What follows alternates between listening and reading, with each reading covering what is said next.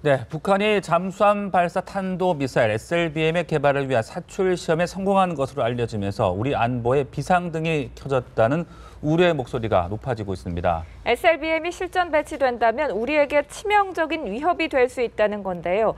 북한이 SLBM의 개발 과정을 공개한 의도는 무엇인지 자세히 짚어보겠습니다. 안찬일 소장, 신인균 대표와 함께합니다. 어서 오세요. 안녕하세요. 네, 안녕하십니까. 자, 먼저요. 탄도미사일 사출 시험에 성공했다. 이 성공의 의미를 어떻게 좀 볼 수 있을까요?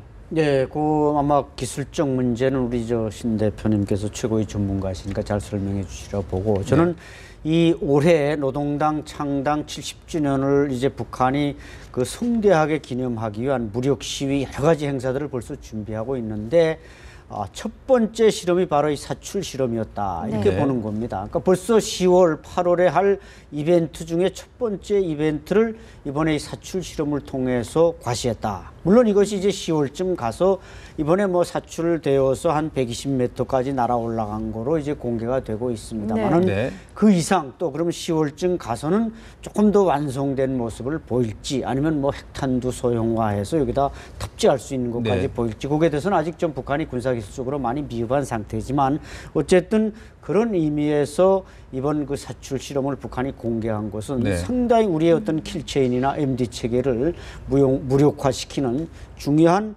북한의 무력 시위였다고 평가하고 싶습니다. 대표님, 사출 시험이 어떤 걸 의미하는지 설명을 좀 해주시죠. 우리 보통 미사일을 쏘면 미사일 발사했다 그러지 않습니까? 근데 지금 미사일 사출했다 그러잖아요. 그게 뭐냐면 우리가 육상에 있는 또는 비행기에서 달고 다니는 그런 미사일을 쏘면 바로 그냥 미사일 꼬리에 있는 추진제, 연료 이런 것들이 불이 붙어가지고 확 추진을 받아서 날아가죠. 그게 미사일 발사 아닙니까? 그런데 잠수함은 물 밑에 있지 않았습니까? 근데 물 밑에 있는 잠수함에서 갑자기 그렇게 엄청나게 많은 불꽃과 화염이 이렇게 솟구쳐 나온다면 잠수함 내부에서 그게 처리가 안 됩니다. 어딘가로 뿜어내야 되는데 그 연기를 물에서 뿜어낼 수가 없지 않습니까? 그러면 잠수함은 질식을 한다든지 잠수함에서 아예 미사일을 쏠 수가 없게 되는 것이죠. 그래서 잠수함이 수면 한 20m 정도까지 접근해서 이 SSN-6 같은 경우에 20m에서 쏩니다. 20m 정도 접근해서 거기에서 미사일을 뿜어냅니다. 공기의 압력으로 뿜어냅니다. 발사하는 것이 아니고 뿜어내어서 그 미사일이 이렇게 부력에 의해서 물 밖으로 올라옵니다. 올라와서 그 속도에 의해서 물 밖으로 올라오면 튀어나온과 동시에 이제 공기 중으로 나왔지 않습니까? 그때 불이 붙어서 추진력을 얻고 가는 것이죠. 그래서 잠수함에서 빠져나와서 다시 물 밖으로 나온과 동시에 불이 붙는 그래서 추진력을 얻는 그것을 사출이라고 합니다. 그래서 미사일 잠수함 발사 탄도미사일을 개발하는 과정 중에서 이 사출 실험이 제일 어렵습니다. 그런데 북한이 이 제일 어려운 것을 이제 해냈고 그 다음 단계는 남은 거는 이제 추진력을 얻었으니까 이게 원하는 거리까지 원하는 목표까지 날아가서 터트리는 거. 그게 이제 마지막 단계인데 저는 대략 한 8분 능선은 넘었다 생각합니다. 일각에서는 사진이 조작된 거 아니냐라는 의혹을 제기하기도 했어요. 왜 사진으로 이렇게 한 장 딱 공개를 한 걸까요? 동영상도 아니고. 동영상을 공개를 하려면 지금 이제 노동신문이나 조선중앙TV에서 나온 김정은의 치적을 칭송하는 이른바 그 멘트들을 보면 창공으로 솟구쳤다. 이렇게 아주 멋지게 이렇게 포장을 했어요. 그런데 이제 우리 군 당국도 그랬지만 한 120에서 150m 정도 솟구치고 이제 떨어진 것이죠. 그러면 창공으로 솟구친 건 아니죠. 그 북한 인민들에게는 정말 그 잠수함에서 미사일을 쏘아가지고 그것이 물 밖으로 나와서 수십 킬로 이렇게 올라간 것을 영상을 하게끔 만든 것입니다. 그런데 동영상을 보여주면 이렇게 평 나와서 그냥 툭 떨어진 겁니다. 그걸 보여줄 수는 없는 것이죠. 그래서 아마 사진만 공개했지 않나 싶습니다. 그런데 이게 실제 탄도미사일이 아니었다. 미국 관리들이 또 이렇게 주장을 일부 하고 있거든요. 당연히 실제 탄도미사일 아니죠. 실제 탄도미사일 한 발이면 저 정도 되면 이제 수십억 또는 수백억 할 수가 있는데 그런 것을 어딘가의 목표물에 향해서 날아가서 타격하는 것도 아니고 그냥 단지 물 밖으로 나와서 점화 한번 하기 위해서 수백억짜리 미사일을 쓸 수는 없죠. 당연히 모형 더미탄을 쓸 수밖에 없습니다. 그거는 당연한 것을 그냥 당연한 것으로 이야기한 겁니다. 한민국 국방장관이 어제 오후 국회에서 SLBM에 대해서 보고하면서 우리 잠수함전 역량을 키우도록 조치를 하고 있다라고 강조를 했습니다. 우리 대응 전략 앞으로 어떤 방향으로 수정이 돼야 된다고 보시나요? 조치 제대로 하고 있지 않습니다. 그런가요? 한민국 국방부 장관이 공개된 회의에서 국회 국방위 공개 회의가 있었고 비공개 회의가 있었지 않습니까?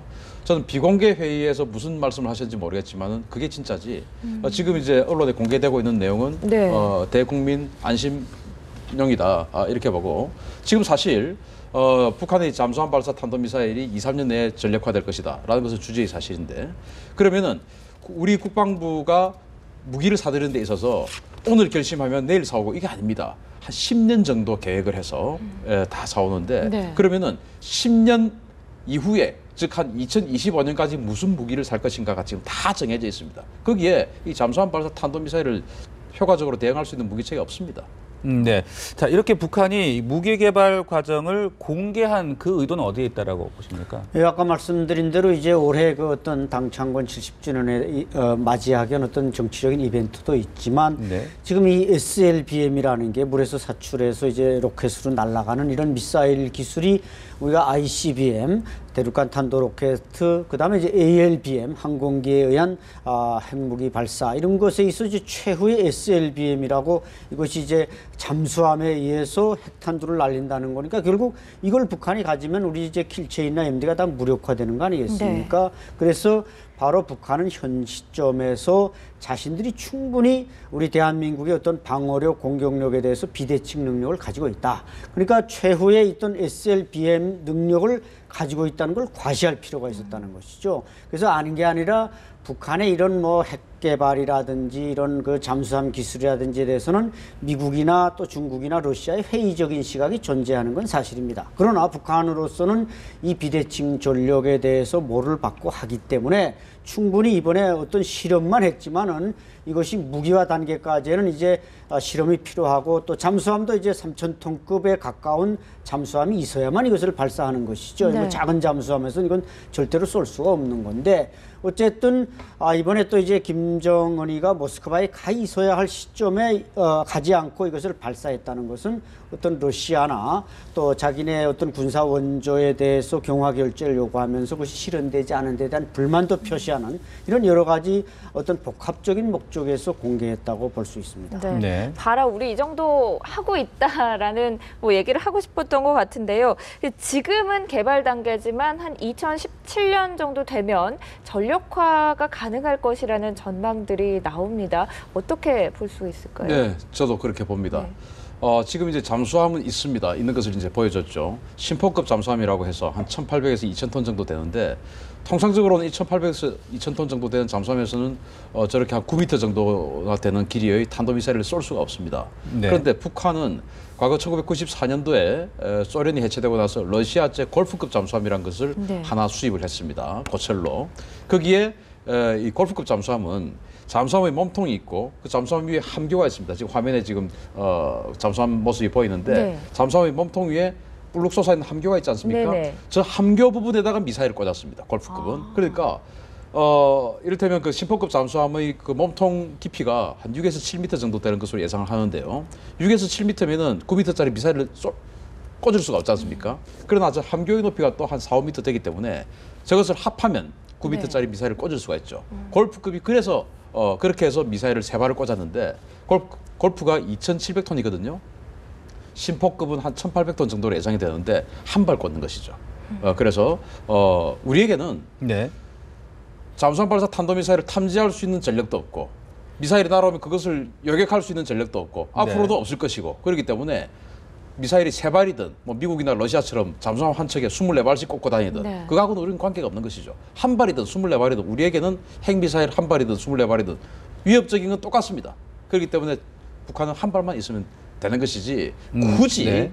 막대한 돈을 들여서 미국이나 러시아처럼 뭐 10,000톤급 이상의 또는 5,000톤급 이상의 잠수함을 개발할 필요는 없는 것이죠. 네. 그런데 이제 자금난 때문에 네. 북한이 잠수함을 전력화할 수 있는 게 어렵지 않느냐 이런 분석들도 있던데요. 북한의 그 경제 체제와 네. 우리의 경제 체제는 다릅니다. 이를테면 우리 대한민국이 잠수함을 한 척 유지를 하려면 1년에 한 100억 정도 들 겁니다. 네. 그러나 여기에는 이제 우리 군인들의 인건비, 연료비도 우리는 정유회사에서 그 이를테면 연료를 그 공급을 받으면 거기에는 정유 회사의 마진도 들어있고 또 정유 회사의 원가를 따지면 사실은 기름 얼마 안 되는데 거기 또 세금도 들어있고 그렇게 해서 그게 한 100억 정도 되는데 북한의 경제 체제는 그게 아니죠. 그냥 갖다 쓰면 됩니다. 월급 네. 안 주면 됩니다. 그렇기 때문에 북한이 자금이 없으니까 잠수함 한 척을 움직일 수 없다. 아니죠. 북한이 지금만 해도 잠수함을 70여 척 움직이고 있는데 거기에 노후된 잠수함 한 2척 빼고 조금 큰 잠수함 1,800톤짜리 하나 넣어서 그 인력 그대로 운용을 하는 것은 전혀 문제가 없다. 그래서 북한이 돈이 없어서 잠수함 못 움직일 거 아니냐. 이것은 너무나 낙관적인 전망이라고 봅니다. 네. 그래도 구형 잠수함을 개조한 거 아니겠습니까? 아니죠. 구형 잠수함을 토대로 새로 만들었죠. 심포급 잠수함은. 이것은 수십 년 된 잠수함을 가져와서 그것을 뜯어 고쳐가지고 만든 것, 리모델링 한 것이 아니고 그 잠수함의 기술을 바탕으로 새로 신품을 만든 겁니다. 자기네들이 역설계해가지고 신품을 만들기 때문에 저것은 너무나 낙후된 잠수함이 아니고 낙후된 기술을 가지고 새로 만든 겁니다. 그래서 저 잠수함의 가치를 너무 폄하해서는 안 됩니다. 북한이 이렇게 계속해서 비대칭 전력을 개발하게 된다면 우리 역시도 막대한 돈이 드는 대응 전략을 구사를 해야 될 텐데요. 그러면 이런 추세가 계속된다면 우리 역시 천문학적인 방위비를 지출해야 하는 것은 기정사실화되는 거 아닌가 하는 우려도 생기는데요. 그렇죠. 북한의 비대칭 전력은 우리의 이제 첨단 전력을 완전히 무력화시키는 게 목적 아니겠습니까? 이 SLBM 능력을 북한이 가질 경우 우리 아까 모든 그 킬체인이나 이런 건 앞으로 사드까지도 이제 무용지물화 될 수 있다 이런 얘기인데 이게 핵무기라는 게 만들어서 육지에 보관하는 것과 이 SLBM에 장착해서 바다 밑으로 돌아다니는 것은 완전히 다릅니다. 지금 영국이나 프랑스 같은 경우도 주로 핵무기를 육지에 두는 게 아니라 SLBM에 장착해서 멀리 해양에 나가 있습니다. 따라서 영국이나 프랑스를 공격하고 싶어도 그 어떤 강대국도 영국이나 프랑스를 공격할 수 없는 게 바로 SLBM이 언제 어디서 그 공격한 나라를 불바다로 만들어버릴 수 있을 수 있기 때문에 이걸 못하는 것입니다. 마찬가지로 지금 한반도 상황에서는 그동안 그냥 북과 남이 이렇게 대치 상황이었지만 그야말로 북한은 삼면이 바다라고 하지만 북한은 이면의 바다, 우리 남쪽이 삼면의 바다 아니겠습니까? 이 잠수함이 북한 잠수함이 우리 용해, 밖에 공해 어디에 와서든 배치되어 있다가 이 SLBM으로 공격할 경우 기존의 어떤 남북 간의 물리적 대치 관계는 완전히 패러다임이 바뀐다. 이런 점에서 우리는 비용 면에서 엄청 투자했다가 그것이 무용지물화되면 또 소모적이고 그렇기 때문에 앞으로는 이 북한의 어떤 재래식 전력, 비대칭 전력에 대비할 수 있는 쪽으로 좀 이런 방어 체계를 재편할 필요는 있다고 봅니다. 네, 이 또 며칠 전 동해에서 미사일 3발을 발사를 했고요. 또 그런 상황인데 6.15 공동행사가 열릴 수 있다. 또 이런 좀 긍정적인 전망들도 나오고 있거든요. 북한의 이런 이중적인 태도 어떻게 봐야 되겠습니까? 네, 북한은 아마 이번 그 10월 10일 8.15 70주년과 관련해서 강원 전략, 그러니까 냉원 전략. 아마